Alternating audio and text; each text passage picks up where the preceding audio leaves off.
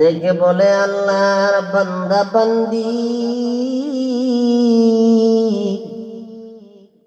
এই জীবনে তুমি যত ধরনের খাবার খেয়েছ, যত রিজিক বক্ষণ করেছ রে, আল্লাহর হুকুমে তোমার সামনে রিজিক গুলি হাজির করে দিতাম। সুবহানাল্লাহ বলুন। দুনিয়াতে যত প্রকারের হালাল খাবার আছে, যত ধরনের খাবার আছে, যত ধরনের রিজিক আছে, আল্লাহর হুকুমে তোমার সামনে হাজির করে দিতাম।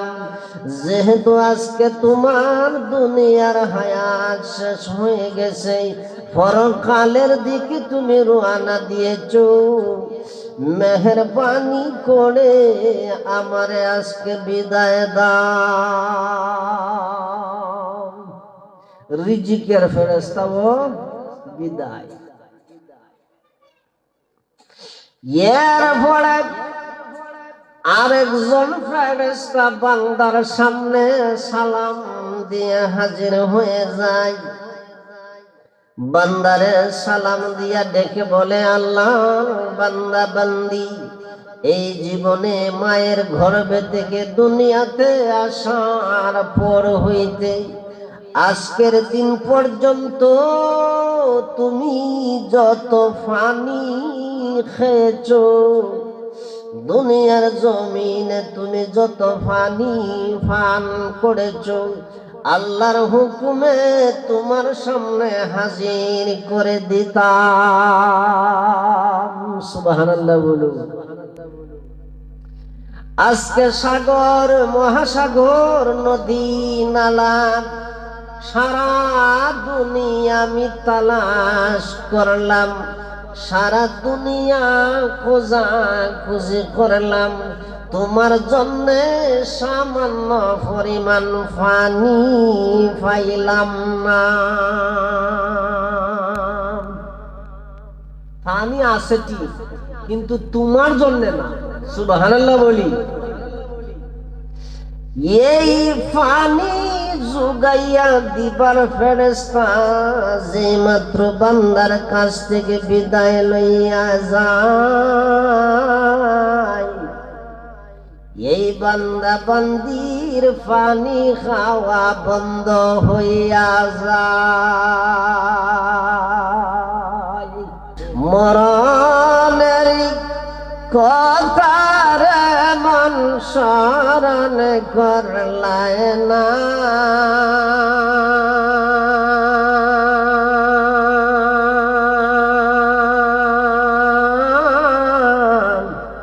আজরাইল আসিলে সামনে কয় ফট চলবে না, আজরাইল আসিলে সামনে কয় ফট চলবে না, মরণের কথার মন স্মরণ করলায় না, আজরাইল আসিলে সামনে কয় ফট চলবে না, আজরাইল আসিলে সামনে কয় ফট চলবে না।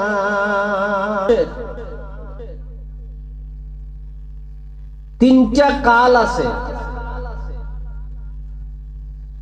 অতীত কাল, বর্তমান কাল এবং ভবিষ্যৎ পরকাল। আমরা দুনিয়ার জমিনে ছিলাম না, আমরা রূহে আরোহার মধ্যে ছিলাম, রূহে আরোহায় আমরা ছিলাম। ওই জায়গা থেকে ট্রান্সফার হয়ে ওই জায়গা থেকে আমরা মায়ের রেহেমে চলে আসলাম। মায়ের রেহেম থেকে আমরা আবার দুনিয়াতে আসলাম। এটাও দুনিয়াটাও আমরার জন্য একটা অস্থায়ী ঠিকানা, ঠিক না বেশি? দুনিয়াটাও একটা অস্থায়ী ঠিকানা। এই দুনিয়ার মধ্যেও চিরকাল আমরা থাকবো না। একদিন না একদিন মৃত্যুর স্বাদ গ্রহণ করতে হবে। পরজগতে পরকালের প্রথম যে দাগ, কবরের মধ্যে যাইতে হবে। কবরের পরের জিন্দিগি, হাসরের মাঠ, বিচার কার্যের পরে জান্নাতি যারা জান্নাতে যাইবে, জাহান্নামী যারা, দুজকি যারা দুজকের মধ্যে যাইবে। যারা জাহান্নামে যাইবে, জাহান্নামের মধ্যে জাহান্নামের সাজা ভোগ করবে। আর যারা জান্নাতে যাইবে, বেহেশত যাইবে, বেহেশতের নাজ নিয়ামত তারা ভোগ করবে। কথা ঠিক না বেঠিক? আমার কথা ছিল, আয়াতে কারিমা তেলাওয়াত করেছিলাম। আল্লাহ পাক বলেন, কুল্লু নাফসিন যায়িকাতুল মাউত।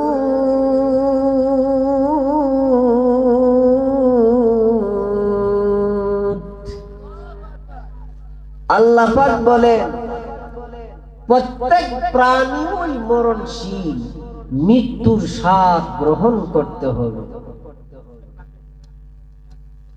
যেহেতু আমরা মানুষ, আমরাও মৃত্যুবরণ করতে হবে। এই দুনিয়া ছেড়ে অন্ধকার কবরে চলে যেতে হবে। আমার কথা হলো, মানুষ যে মারা যায়, মুসলমান হোক আর হিন্দু হোক, খ্রিস্টান হোক আর ইহুদি হোক, মুসলমান হোক আর অন্য কোন ধর্মের মানুষই হোক, মৃত্যুর সময় মৃত্যুর স্বাদ, মৃত্যুর পিয়ালা, মর্মুষ অবস্থা, মৃত্যুর স্বাদ গ্রহণ করতে হবে।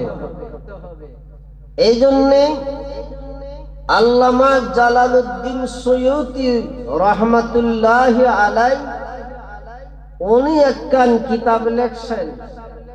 এই কিতাবের মধ্যে মানুষ মারা যাওয়ার আগে মানুষের কি অবস্থা হয়, মানুষ মারা যাওয়ার আগে মানুষের কি ধরনের অবস্থাটা হয়, কিভাবে মানুষটা দুনিয়া থেকে বিদায় নেয়, আল্লামা জালালউদ্দিন সৈয়দী রহমাতুল্লাহি আলাইহি সুন্দরভাবে ওনার একখান কিতাবের মধ্যে উনি সুন্দরভাবে লেখছেন। উনি লিখতে যাইয়া লেখছেন, প্রত্যেকটা মানুষ মারা যাওয়ার আগে যখন এই মানুষটার সকরাত আরম্ভ হয়ে যায়, মর্মুষ অবস্থা শুরু হয়ে যায়, দুনিয়ার হায়াত যখন মানুষটার শেষ হয়ে যায়, সর্বপ্রথম ওই মানুষটার কাছে একজন ফেরেশতা আইসা ওই মানুষটারে সালাম দিয়া নাম ধরে ধরে ডেকে বলে, আল্লাহর বান্দা বান্দি, সারা জীবন দুনিয়ার জমিনে তুমি রাস্তায় ঘাটে চলাফেরা করেছ, বিমানে, লঞ্চ, স্টিমারে চলাফেরা করেছ, দুনিয়ার জমিনে পাহাড় পর্বতে চলাফেরা করেছ, নদী, সাগর, মহাসাগরের উপরে তুমি জাহাজে, লঞ্চে সওয়ার হয়ে সফর করেছ। এই দুনিয়ার জমিনে তুমি যে চলাফেরা করেছো, সফর করেছো, সব সময় আমি আল্লাহর হুকুমে তোমার সাথে তাইকা আল্লাহর হুকুমে আমি তোমার পাহারাদারি করতাম, তোমার পাহারাদারি করতাম। সব সময় তোমারে আমি আল্লাহর হুকুমে তোমারে বিপদ আপদ থেকে আমি বাঁচাইয়া আগলাইয়া, বিপদ আপদ থেকে বাঁচাইয়া আমি রাখতাম। যেহেতু আজকে তোমার দুনিয়ার হায়াত শেষ, আমার ডিউটিও শেষ। সুবহানাল্লাহ বলুন। যেহেতু আজকে তোমার দুনিয়ার হায়াত শেষ, তোমার সকরাত শুরু হয়ে গেছে, কিছুক্ষণ পরে তুমি কবরের যাত্রী হয়ে যাইবা। আমার ডিউটি শেষ, আল্লাহর ওয়াস্তে আমারে আপনি বিদায় দেন। সুবহানাল্লাহ বলুন। এই ফেরেশতাটা বিদায় নেওয়ার পর আরো দুইজন ফেরেশতা বান্দার সামনে হাজির হয়ে যায়। কয়জন ফেরেশতা? দুইজন ফেরেশতা হাজির হয়। এই দুইজন ফেরেশতারে কোরআনের ভাষায় বলা হয়েছে কিরামান কাতিবিন। এই দুইজন ফেরেশতা বান্দার সামনে কিরামান কাতিবিন, দুইজন ফেরেশতা বান্দার সামনে সালাম দিয়ে হাজির হয়ে যায়। হাজির হয়ে বান্দারে ডাইকা হয়, সারা জীবন তুমি যত পাপের কাজ করছো, কের কাজ? পাপের কাজ। সারা জীবন যত পাপের কাজ করছো, আমরা আল্লাহর হুকুমে আমরা লিখে রাখছি। সুবহানাল্লাহ বলুন। সারা জীবন যত নেক কাজ করছো, যত নেকির কাজ করছো, আল্লাহর হুকুমে এই নেক কাজগুলিও আমরা লিখে রাখছি। যেহেতু তোমার সকরাত মৃত্যুর সময় ঘনিয়ে এসেছে, মৃত্যুর সময় সামনে উপস্থিত হয়ে গেছে, দুনিয়া থেকে তুমি পরকালে যাত্রী তুমি কিছুক্ষণের মধ্যেই হয়ে যাইবা। যেহেতু দুনিয়ার হায়াত তোমার শেষ, আজকে আমরা দুইজন ফেরেশতা, আমরা ডিউটিও তোমার জন্য শেষ, আমরা দুজনে বিদায় দেও। সুবহানাল্লাহ বলুন। কয়জন বিদায় নিল? তিনজন। এই তিনজন ফেরেশতা বিদায় নেওয়ার পর আরেকজন ফেরেশতা বান্দার সামনে সালাম দিয়ে হাজির হয়ে যায়। বান্দারে ডাক দিয়ে ডেকে বলে, আল্লাহর বান্দা, দুনিয়ার জমিনে তুমি যত ফল ফসারি বক্ষণ করেছ, এই দুনিয়ার জমিনে তুমি যত ফল মল খেয়েছ, আল্লাহর হুকুমে তোমার সামনে ফল জাতীয় রিজিক হাজির করে দিতাম। আজকে যেহেতু দুনিয়ার হায়াত তোমার শেষ হয়ে গেছে, আমার ডিউটিও শেষ হয়ে গেছে, আল্লাহর ওয়াস্তে আমারে বিদায় দাও।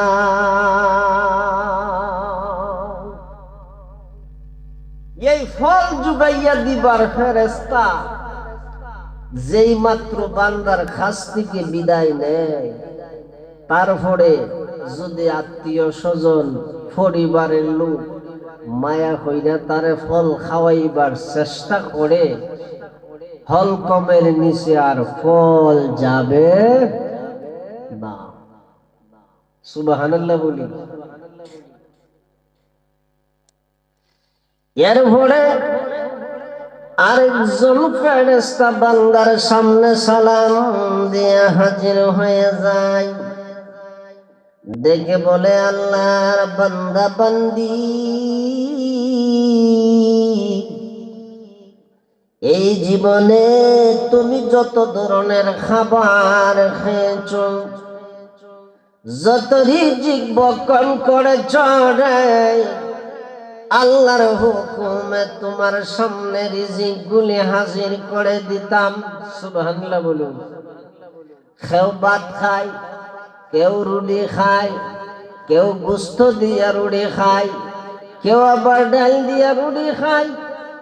বিভিন্ন ধরনের খাবার, দুনিয়াতে যত প্রকারের হালাল খাবার আছে, যত ধরনের খাবার আছে, যত ধরনের রিজিক আছে, আল্লাহর হুকুমে তোমার সামনে হাজির করে দিতাম। যেহেতু আজকে তোমার দুনিয়ার হায়াত শেষ হয়ে গেছে, পরকালের দিকে তুমি রওনা দিয়েছো, মেহেরবানি করে আমারে আজকে বিদায় দাও। রিজিকের ফেরেশতা ও বিদায়। এরপরে আরেকজন ফেরেশতা বান্দার সামনে সালাম দিয়ে হাজির হয়ে যায়। বান্দারে সালাম দিয়া ডেকে বলে, আল্লাহ বান্দা বান্দি, এই জীবনে মায়ের গর্ভে থেকে দুনিয়াতে আসার পর হইতে আজকের দিন পর্যন্ত তুমি যত পানি খেয়েছো, দুনিয়ার জমিনে তুমি যত পানি পান করেছো, আল্লাহর হুকুমে তোমার সামনে হাজির করে দিতাম। সুবহানাল্লাহ বলুন। আজকে সাগর, মহাসাগর, নদী, নালা, সারা দুনিয়া আমি তালাশ করলাম, সারা দুনিয়া খোঁজাখুঁজি করলাম, তোমার জন্যে সামান্য পরিমাণ পানি পাইলাম না।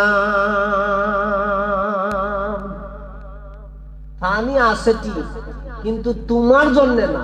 সুবহানাল্লাহ বলি।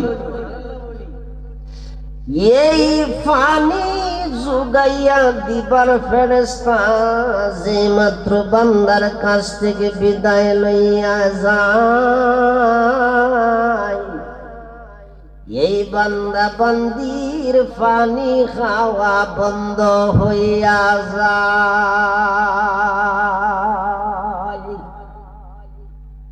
নিজের ছেলে অথবা নিজের মেয়ে, নিজের পরিবারের মানুষ, আত্মীয় স্বজন, এই সক্রাতি মানুষটার মুখের মধ্যে চামচ দিয়া অথবা গ্লাস দিয়া এই মানুষটার মুখের মধ্যে পানি দেয়, কিন্তু হলকমের নিচে পানি যায় না। ঠোঁটের দুই দিক দিয়া পানিটা গড়াইয়া পানিটা ফইরা যায় না, হলকমের নিচে আর পানি যায় না। যেই মাত্র মুখের দুই দিক দিয়ে পানি গড়াইয়া ফইরা যায়, উপযুক্ত ছেলে অথবা উপযুক্ত মেয়ে যদি পরিবারের লোকগুলি যখন দেখে পানিও হলকমের নিচে যায় না, পানিও উনি গিলতে পারে না, তখন পরিবারের মধ্যে একটা খান্দার রোনাজারি শুরু হইয়া যায়। তখন সবাই বুঝতে পারে যার উনি বাঁচবে না, কারণ পানিটা পর্যন্ত হলকমের নিচে যায় না, পানিটা পর্যন্ত উনি গিলতে পারতেছে না, খাইতে পারতেছে না, বাঁচবো কিভাবে? তখন আত্মীয় স্বজনরাও বুঝা নেয়, পরিবারের লোকগুলিও বুঝা নেয় যে উনি আর বাঁচবে না। তখন একটা খান্দার রুনাজারি শুরু হইয়া জায়গা যে উনি তো আর বাঁচবে না, আত্মীয় স্বজন কে কোথায় আছে খবর দেও, তাড়াতাড়ি আসার লাগি। একটা নজর দম থাকতে হায়াত থাকতে একটা নজর দেখার লাগি আত্মীয় স্বজনদের তাড়াতাড়ি খবর দেও।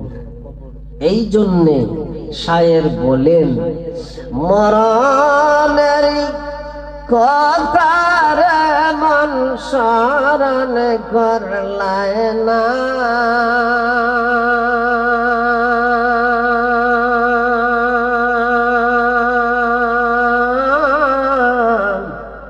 আজরাইল আসিলে সামনে ক্ষয় ফট চলবে না,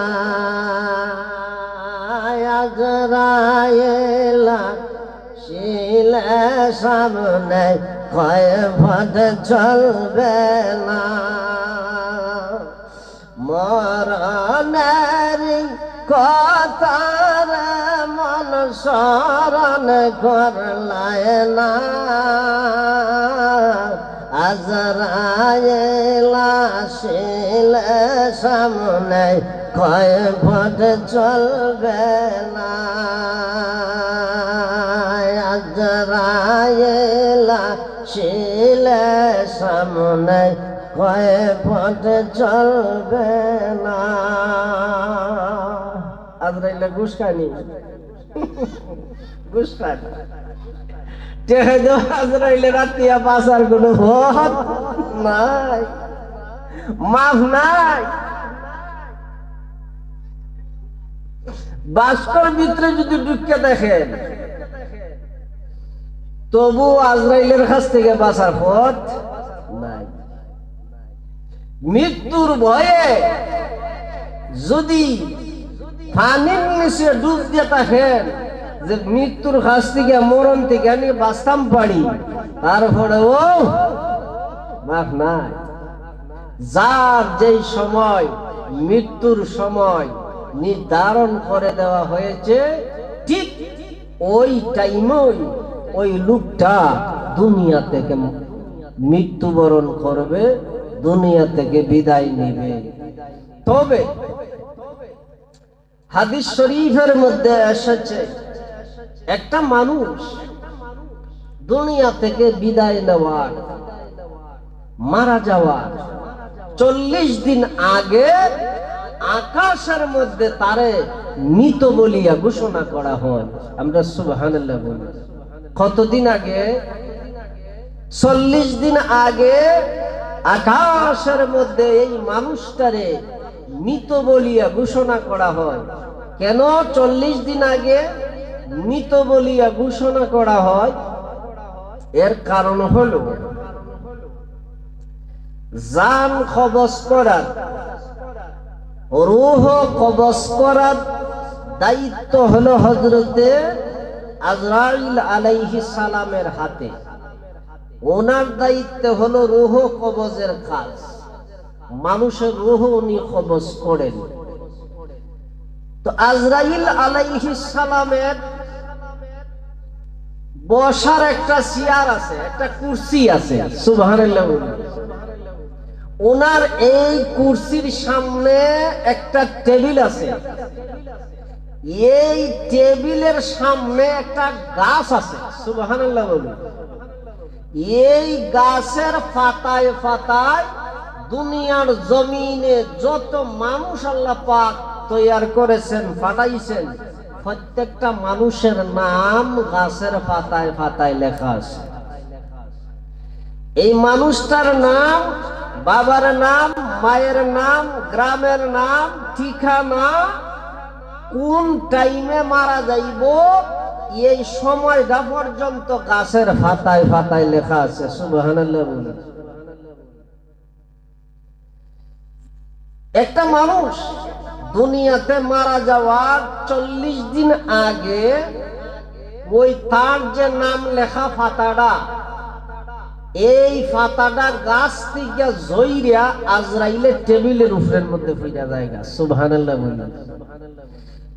এই ফাতাটা আজরাইল আলাইহিস সালাম হাতের মধ্যে লইয়া খান নামের ফাতা পড়লো।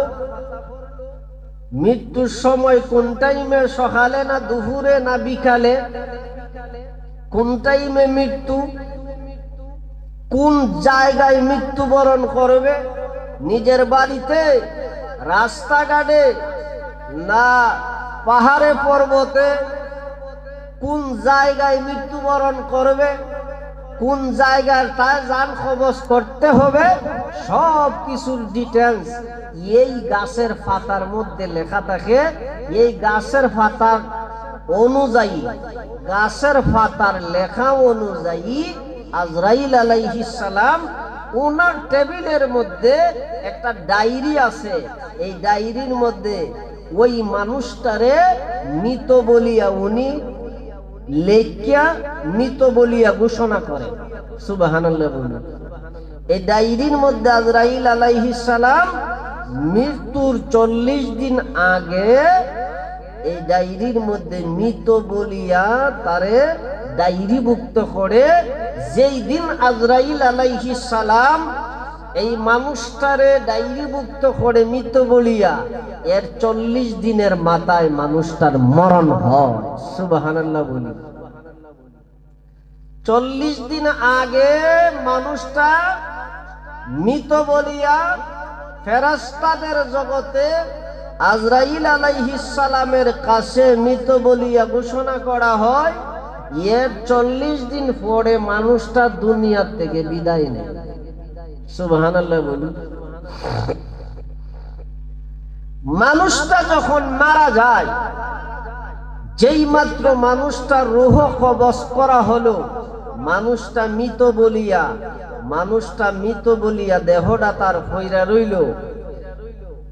এই মানুষটা যত বড় নামি দামি হোক, যত বড় মর্যাদাশীল মানুষই হোক, এই মানুষটার নামটা পর্যন্ত সঙ্গে সঙ্গে ফাইলটা জায়গা।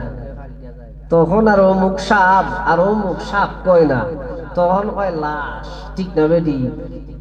যত বড় মর্যাদাশীল মানুষই হোক, আর যত বড় ফরেজগারই হোক, যত বড় নামি দামি হোক, এই মানুষটা ভিতর থেকে তার রূহটা যখন বাহির হয়ে যায়, তার নামটার অমুক সাপ, অমুক ইঞ্জিনিয়ার সাপ, অমুক ডাক্তার সাপ, অমুক অমুক সাপ আর থাকে না। তার নামটা পর্যন্ত ফাইলটা জায়গা।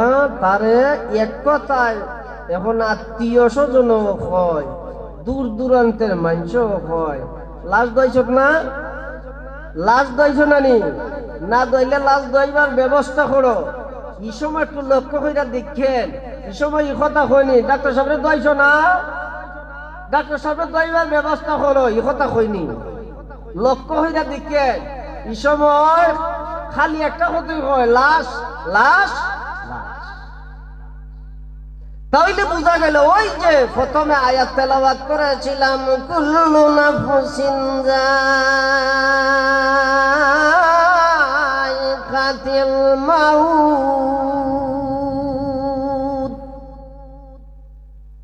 প্রত্যেকটা প্রাণী মরণশীল। ভিতরে জান আছে, ভিতরে রূহ আছে, তুমি জিন্দা। ভিতরে রূহ নাই, ভিতরে প্রাণ নাই, তুমি মুর্দা। মুর্দা ওই লই, নামটা পর্যন্ত ফাইলটা জায়গা। অমুক সাপ আর অমুক সাপ কেউ হয় না, প্রত্যেকেই হয় লাশ। কি হয়? লাশ। লাশে যখন দোয়ানি হয়, গোসল দেওয়া হয়, তখন হাদিস শরীফের মধ্যে এসেছে এই মুর্দা মানুষটার কথা হয়, কিন্তু দুই জাত মানুষে শুনে না। দুই জাত মানুষ না, দুই জাত প্রাণী শুনে না। কয় জাত? দুই জাত। একটা হইল মানুষ আর একটা হইল জিন। এই দুই জাত প্রাণী মরা মানুষের কথা শুনে না, বুঝে না। এই দুই জাত ছাড়া, জিন এবং ইনসান ছাড়া যত প্রাণী জগতে আছে সমস্ত জাতে মরা মানুষের যে কথা কইতাছে, কি কইতাছে না কইতাছে সবকিছু শুনে। সুবহানাল্লাহ। এই মৃত লাশে যখন গোসল দেওয়া হয়, দোয়ানি হয়, এমন সময় এই মৃত লাশ ডাক দিয়া হয়, হয় আমার ভাই, হে আমার বাতিজারা, আমার নিকট আত্মীয়রা, তোমরা যে আমারে গোসল করাইতেছ, সাবধান কইরা দিলাম, হুঁশিয়ার করে দিলাম, বেশি গরম পানি আমার শরীরে ডাইল না, আবার একেবারে ঠান্ডা পানিও আমার শরীরের মধ্যে ডাইল না। তার কারণ হলো কিছুক্ষণ আগে আমার শরীর থেকে আমার জানটা, কিছুক্ষণ আগে আমার শরীর থেকে আমার রোহটা আজরাইল কবজ করে নিছে। যেই মুহূর্তে আমার বটি থেকে, আমার শরীর থেকে আমার জানটা কবজ করেছে, আমার শরীরের যত জোড়া আছে রে, প্রত্যেকটা জোড়া যেন আলগা আলগা হইয়া গেছে। এক একটা জোড়া আমার ছুটে যাবে যেই বাগান উপক্রম হয়ে গেছি গা। আমার প্রত্যেকটা জোড়া পর্যন্ত শরীরের এত দুর্বল হইছে, তোমরা আমার শরীরের মধ্যে বেশি গরম পানি ডাললে আমার কষ্ট হইব, আবার একবারে ঠান্ডা পানি ডাললেও আমার কষ্ট হইব। এই জন্য মুর্দারে যে পানি দিতে গোসল করানো হয়, এই পানিটা কুসুম গরম, উষ্ণ গরম পানি দিয়া মুর্দারে গোসল দেওয়ানো হয়। সুবহানাল্লাহ বলি। এরপরে এই পানি ডালার পরে এই মুর্দার শরীরের মধ্যে সাবান দেওয়া হয়, ঘষা মাজা সাবান দিয়া করানো হয়।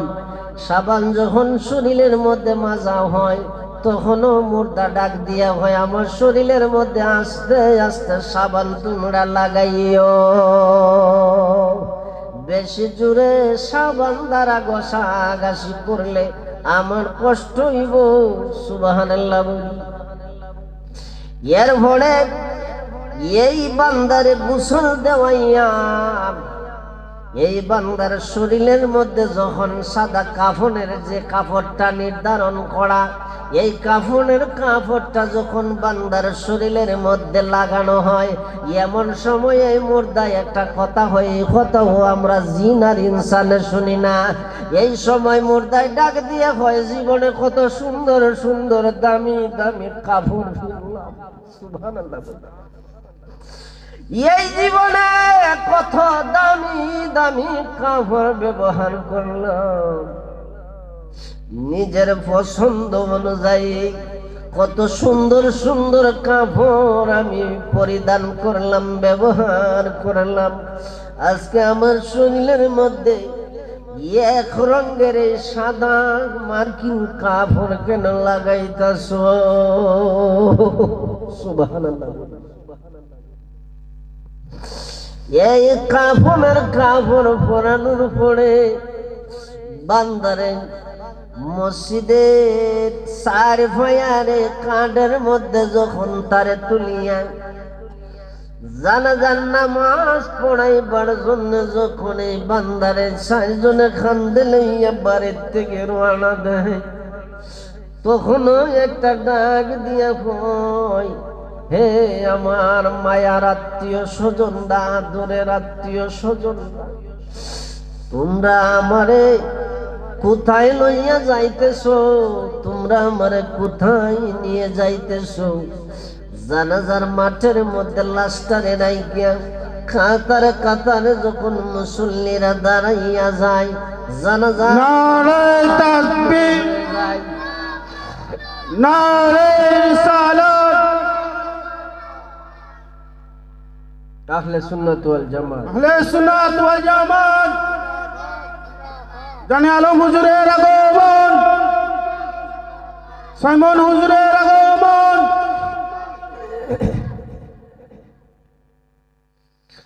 একটা তাকবীর আমরা দেই, নারায়ে তাকবীর, সবাই বলেন নারায়ে তাকবীর, নারায়ে রিসালাত। আহলে সুন্নাত ওয়াল জামাত শায়ের জানে আলম রেজা আল কাদরি হুজুরের আগমন। ওইসে না রে, আরো জোরে দিতেইব। শায়ের মোহাম্মদ জানে আলম রেজা আল কাদরি হুজুরের আগমন। পশ্চিম বাদুর পক্ষ থেকে, পশ্চিম বাদুর পক্ষ থেকে শায়ের মোহাম্মদ সাইমন রেজা আল কাদরি হুজুরের আগমন। পশ্চিম বাদুর পক্ষ থেকে, পশ্চিম বাদুর পক্ষ থেকে আহলে সুন্নাত ওয়াল জামাতের পক্ষ থেকে নারায়ে তাকবীর, নারায়ে